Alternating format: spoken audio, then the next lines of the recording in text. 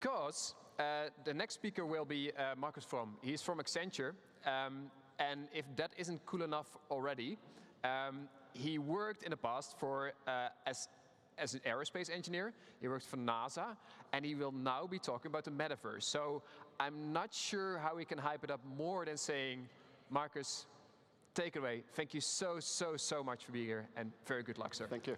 Thank you. Bonne.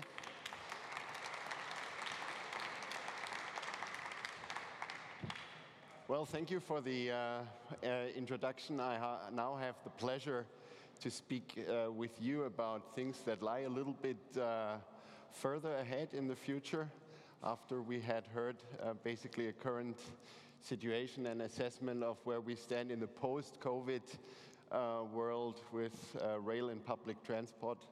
We also heard how rail operations can get a totally different meaning in a country when it's under siege and at war. It's my privilege today to talk to you about the Metaverse. Before I get started, I wanted to also quickly poll the audience.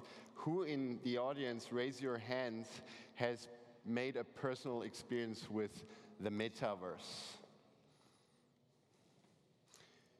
That's a shy number. And next question, how many of you, or who has, or who knows, teenagers in the age of between 12 and 20 who spend more than 4 hours a day in a virtual environment? That's more than the first poll. So that was kind of what I guessed. Well, today I'm going to talk to you about what the Metaverse is, why it is relevant to think about it, even though it might be perceived as a hype, especially something that is more geared to gaming and kids. I will do a fact check whether it's real or not, and what's potentially next, also for you as public transport companies. So, what is the Metaverse? The name Metaverse is a little bit misleading because it actually contains a brand name of a company called Meta, formerly Facebook, which doesn't necessarily reflect what the Metaverse, as we describe it, and I will show you how we think about it, actually evolves. So the Metaverse is a synonym for technologies that are now emerging in the internet. It's especially around the notion of the Internet of place and about the Internet of ownership. What does that mean? So if you look at the evolutions of the Internet, I mean, everybody can relate to that. We had an Internet of data, we had Internet of people, social networks in the 2010s, Internet of things. Today, what's happening is with the Web 3.0 technology, completely new, let's say, experiences can be created by combining the achievements and advancements of the internet as it has developed so far. Let me just quickly try and formulate a proper terminology. We at Accenture don't call the Metaverse, we call it a continuum. It's a continuum, it's a mesh of technology that allows to bring many initiatives that probably many of you also have pursued in the past together to create new experiences. And it's going to be across the consumer, the engagement with the community over to the worker. It's going to be a mixture of hybrid worlds and physical worlds, experiences that can be created and constructed based on the new internet technology. It's going to be a much more immersive way of experiencing technology and applications between a 2D and a 3D world in a mixed way. And it will basically allow to bring together many of those initiatives together to basically actually create value out of them. At Accenture, we always have kind of major milestones that we look at in terms of technological development. And actually, this year's technology vision that we published said that the Metaverse continuum, which means let's say, the multiple strands of activity that all have to do with basically creating digital twins, new community engagements, etc., they all will eventually converge and allow companies to create completely new experiences for their customers, but also for their employees. So it's not a ready-made solution that you just go and enter. The question is, how can it be actually translated into value for the enterprise, but also for the customer? We believe that nothing in the whole value chain will be untouched. It starts from the customer engagement, the customer experience. You will see in the conference hall an example of how a new customer experience in a hybrid digital and physical world can be realized in our demonstration with Hyperloop. But it also will affect, or does already affect, how you make your products using digital twins, using AI and simulation to basically optimize products. Payments are going to be running on a completely new platform powered by blockchain, and you have NFT technology that allows you to sell virtual things, and so on. So across the entire enterprise, there are cases that you can consider to be representations of the metaverse in this context of a new world of experiences. Why is it relevant for rail and transit operators? Because you might say, well, we're mass transport, we have an obligation to transport people in and out of cities. Why is it relevant for us to actually think about this? Well, it is, as I said before, a technology that is evolving. It's also not one single technology, it's a mesh of technologies that come together. And I want to just share with you in the following few minutes what exactly operators are doing already today and how that fits into this idea of creating a new world of experiences. I'm going to be talking very quickly about MTR. We heard before that there's a need to engage with the community in a different way after COVID, also to monetize probably on different revenue streams, so that might be an interesting example. I'm going to be talking about how companies create new customer experiences. Hard Hyperloop, you can test yourself later in our booth, where you experience a mix of a hybrid and a physical and a digital world, and see the experience that creates. Hyundai is experimenting with remotely controlled robots, and some of you who have seen on CES 2 years ago Hyundai's vision of mobility systems in cities, it's quite impressive how innovative that actually is. And then in terms of driving incremental value to the business, in terms of building digital twins, I'm going to share with you two examples, one from Swiss Railways and one from Deutsche Bahn. The MTR virtual station is basically a virtual representation of a train station in Hong Kong. And the purpose of that sandbox, it's a test environment, is actually to gauge whether the younger community, the teenagers that we just spoke about, are willing to engage in a virtual form with a company like MTR, and you can basically take that as an example for any other public transport company. The experiences they make is basically to gamify the experience with a train station, to make it virtually accessible, and to make experiences happen for people who want to basically explore. Yeah? How does it work in the metaverse? We were talking about revenue streams before. It's actually making experiments about selling things, NFTs, in that space and creating a virtual customer community that basically liquidly moves over when they come over with their physical experience and actually take the MTR. So an example for community building in a virtual space. The Hard Hyperloop example is another, quite a contrast to what I've just explained. It's more playing with the notion of the Internet of Space. It's actually a mixed reality solution where a passenger in a Hyperloop train puts up some glasses and basically gets a mix of a projection of his physical environment enriched with digital content, creating a completely new passenger experience. And I really would like to invite you to test that out later, because we've actually made it accessible so everyone can try. How does that contribute to the metaverse? Well, it's an augmented mixed reality solution, bringing the physical and the digital worlds tangibly together. And it's, of course, the purpose of this initiative is to test out how a future cabin concept, passenger experience, but also passenger entertainment could work. Now on the more enterprise-related part, I mean, probably many of you are familiar with the technology and the technique of building information modeling. It's basically introducing the digital twin into constructions, both for real estate but also for infrastructure.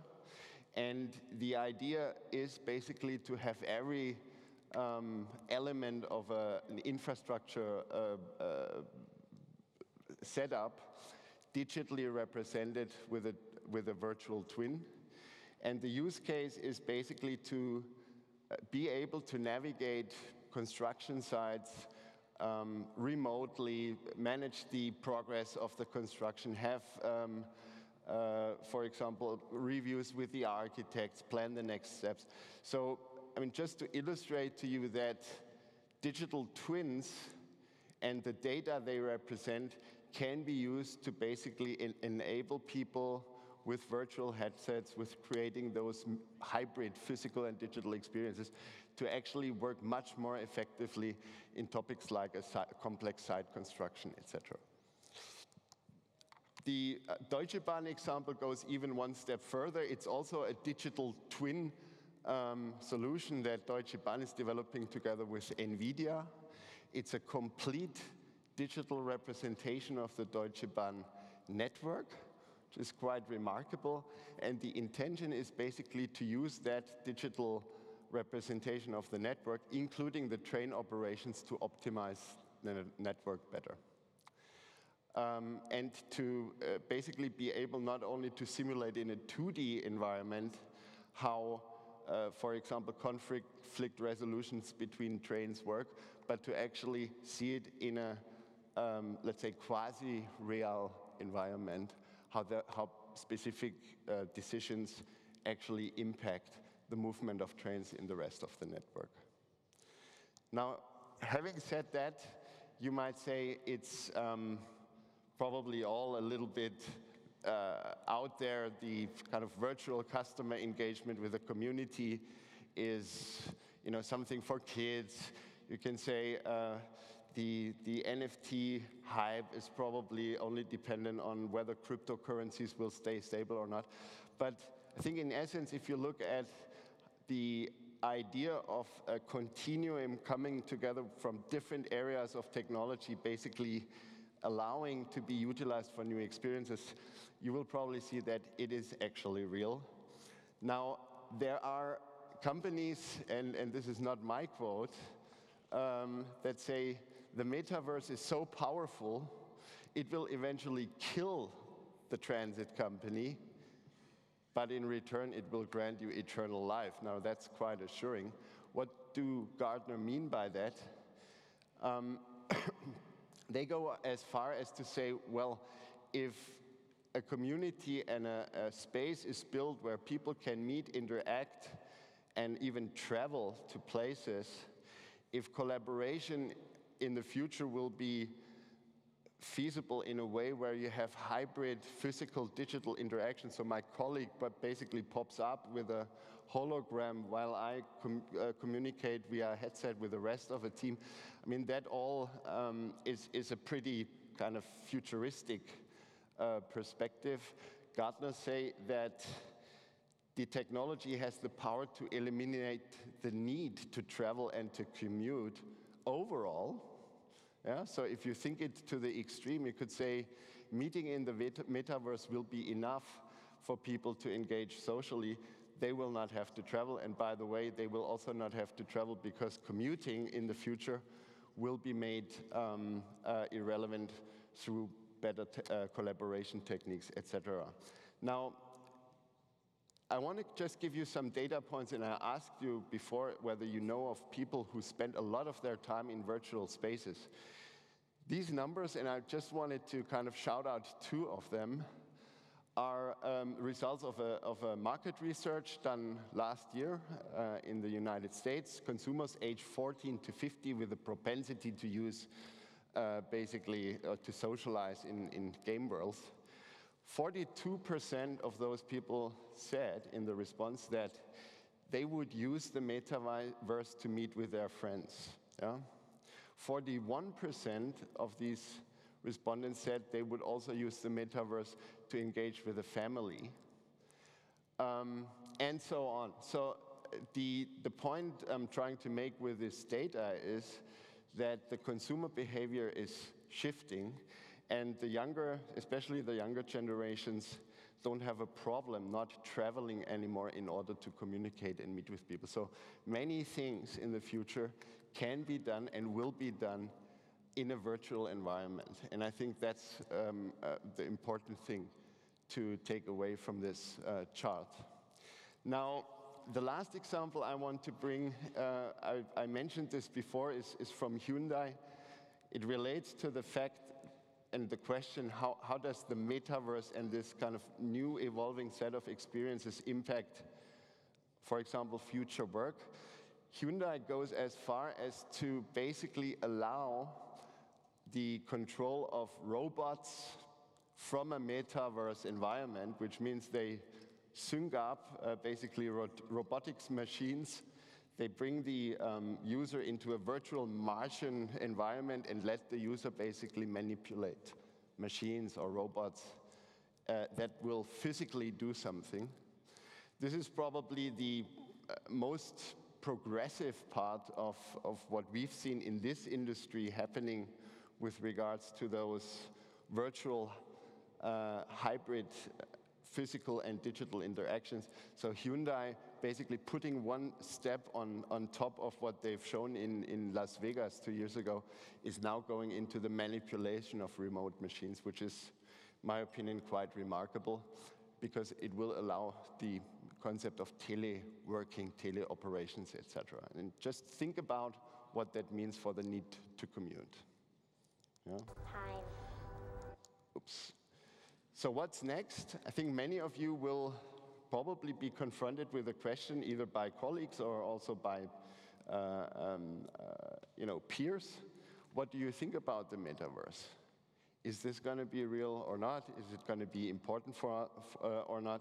And at Accenture we have the privilege to be actually talking with our clients very early on in that journey.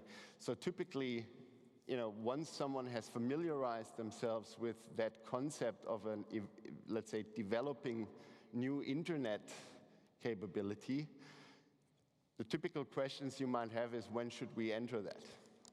The other question is, why should we enter that? Should we try and communicate or engage with our communities better? Can we use that for enterprise improvements? Are there initiatives that we can bundle and take to the next level? The third question is, what do we actually use it for? And you've seen in the examples that the variety of use cases actually are pretty broad. They range from really virtual social platforms with NFTs over to hybrid experiences like the Heart Hyperloop, over to simulation techniques. So it's a very broad spectrum. The question is, how do you identify those areas and how can you really make use of the technology that is now becoming available and evolving over the next couple of years? Maybe to round it off, of course, we have experience in that. That's why we are here. We have the privilege of working with very early technologies and make them tangible for our clients. This is why we also have a business group that's called the Metaverse Continuum Business Group, for the lack of a better word. And this group basically contains and has people that can help on this journey. So basically go through exploration phases, learn and shape, try and understand what the new experiences for customers and workers could look like. We have teams in the group that, by the way, also brought this demo to life over there in the conference hall that can help developing a business model. And of course, at Accenture, we also build and operate those systems and are, let's say, early explorers in actually actively shaping this ecosystem. So if you have a question around it, we are, of course, happy to talk with you about it in front of our booth or in the conference.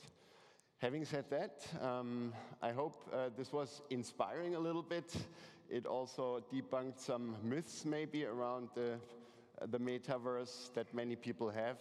And if you have questions, please come up to me or my colleagues. We're happy to discuss. Thank you very much.